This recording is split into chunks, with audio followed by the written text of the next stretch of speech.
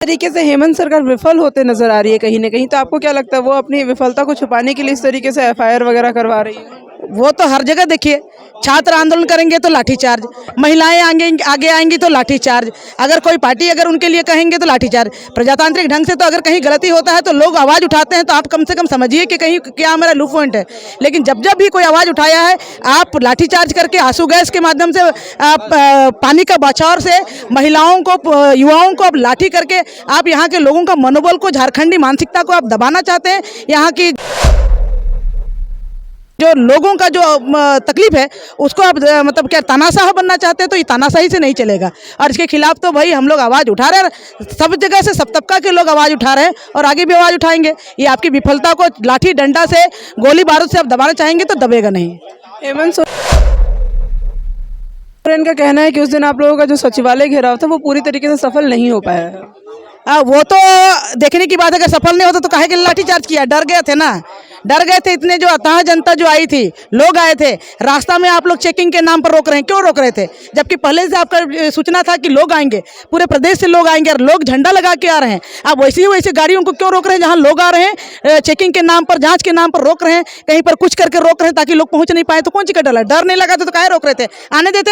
उसके बावजूद भी लोग आए, और आए तो आंदोलन कर रहे थे, लोग नारेबाजी कर रहे थे, जो आपकी विफलता वो बता रहे थे। आते ही क्यों बछौर के, क्यों आप आंसू गैस छोड़े, क्यों लाठीचार्ज के, क्यों इतना डर लग रहा था? डर नहीं लगता तो सुनते। आप नहीं सुनिएगा और ऐसे मतलब दमनकारी नीति से दबाइएगा, दबने वाला नहीं है। अभी हमारे साथ यहाँ मौजूद है आरती कुज्जू, जो कि भाजपा की कार्यकर्ता है। अभी हम उनसे बातचीत कर रही हैं कि सचिवालय घेराव के दौरान क्या कुछ हुआ था जिसके कारण कि उनके हाथ में भी चोट लगी हुई है।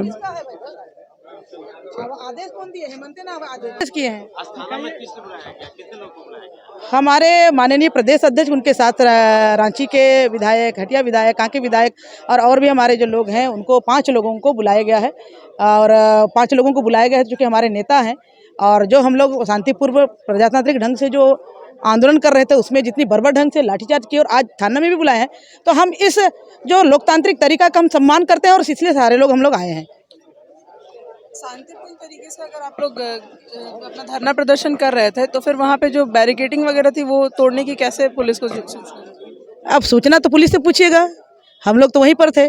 बैरिकेडिंग मारिएगा, पिटिएगा, ठोकिएगा, आपको ठोकने का अधिकार है, मारने का अधिकार। आ गया तो आप मारिएगा। आपके हाथ में चोट कैसे लग गई है?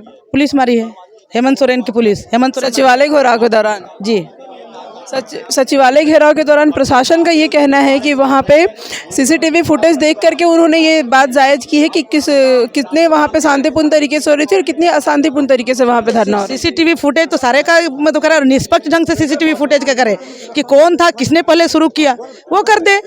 लेकिन आप किसी को अगर मान लें सीसीटीवी कह के और अज्ञात कह के आप दबा, चुकी पुलिस आपके हाथ में, प्रशासन आपके हाथ में, आपकी सरकार है, आप कुछ भी कर सकते हैं और बहुत सारे लोगों को आप मतलब अज्ञात करके अंदर कर सकते हैं, तो कुछ भी कीजिए। लेकिन इस दमनकारी नीति और आपका जो गिदड़ भपकी से हम लोग डरने वाले नहीं है। हम गिरफ्तारी को लेकर के क्या कुछ कहेंगे? अब बुलाया गया है तो हम सारे लोग हैं। गिरफ्तारी अगर होगी तो जनता की आवाज़ है। हम चूंकि प्रजातांत्रिक ढंग का सम्मान करते हैं, प्रजातांत्रिक व्यवस्था का सम्मान करते हैं, और हमारे नेता का अरेस्टिंग होगा तो हम लोग सारे भी अरेस्टिंग देने के लिए तैयार हैं। जिस तरीके से हेमंत सरकार विफल होते नजर आ रही है कहीं ना कहीं, तो आपको क्या लगता है वो अपनी विफलता को छुपाने के लिए इस तरीके से एफआईआर वगैरह करवा रही है? वो तो हर जगह देखिए, छात्र आंदोलन करेंगे तो लाठीचार्ज, महिलाएं आगे आएंगी तो लाठीचार्ज, अगर कोई पार्टी अगर उनके लिए कहेंगे तो लाठीचार्ज। प्रजातांत्रिक ढंग से तो अगर कहीं गलती होता है तो लोग आवाज़ उठाते हैं, तो आप कम से कम समझिए कि कहीं क्या हमारा लू पॉइंट है। लेकिन जब जब भी कोई आवाज़ उठाया है, आप लाठीचार्ज करके, आंसू गैस के माध्यम से, पानी का बौछार से महिलाओं को, युवाओं को आप लाठी करके आप यहाँ के लोगों का मनोबल को, झारखंडी मानसिकता को आप दबाना चाहते हैं। यहाँ की जो लोगों का जो तकलीफ है उसको आप मतलब क्या तानाशाह बनना चाहते हैं, तो ये तानाशाही से नहीं चलेगा। और इसके खिलाफ तो भाई हम लोग आवाज़ उठा रहे हैं, सब जगह से, सब तबका के लोग आवाज़ उठा रहे हैं और आगे भी आवाज़ उठाएंगे। ये आपकी विफलता को लाठी डंडा से, गोली बारूद से आप दबाना चाहेंगे तो दबेगा नहीं। हेमंत सोरेन का कहना है कि उस दिन आप लोगों का जो सचिवालय घेराव था वो पूरी तरीके से सफल नहीं हो पाया है। वो तो देखने की बात है, अगर सफल नहीं होता तो काहे के लिए लाठीचार्ज किया? डर गए थे ना, डर गए थे इतने, जो अथाह जनता जो आई थी, लोग आए थे, रास्ता में आप लोग चेकिंग के नाम पर रोक रहे हैं, क्यों रोक रहे थे? जबकि पहले से आपका सूचना था कि लोग आएंगे, पूरे प्रदेश से लोग आएंगे और लोग झंडा लगा के आ रहे हैं। आप वैसी वैसे गाड़ियों को क्यों रोक रहे हैं जहां लोग आ रहे हैं? चेकिंग के नाम पर, जांच के नाम पर रोक रहे हैं, कहीं पर कुछ करके रोक रहे हैं ताकि लोग पहुंच नहीं पाए। तो कौन सी का डर नहीं लगा तो काहे रोक रहे थे? आने देते।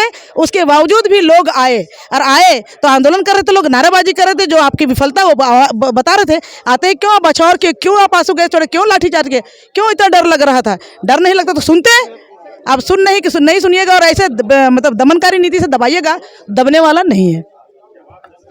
अभी आपने देखा कि किस तरीके से यहाँ पे आरती कुज्जू ने बताया है कि ये पूरी तरीके से सरकार की विफलता है, जो उन्होंने आंसू गैस छोड़ के और लाठीचार्ज करके जनता पे दिखाया है।